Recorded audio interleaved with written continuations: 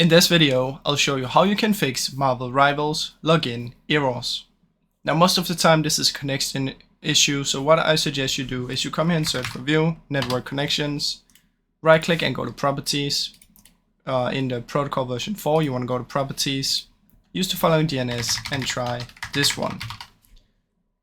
88888844. Press OK and close it down and see if that one works.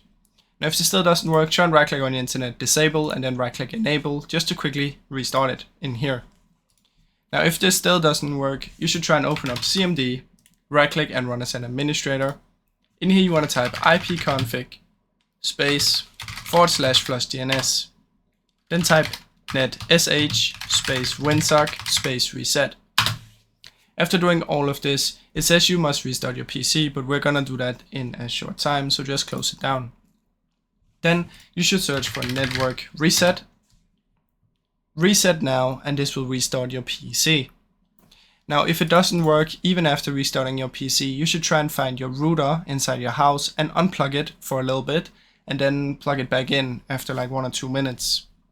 Now if that still doesn't work, you can come to Marvel Rivals, go to Properties, verify integrity of game files and see if that works.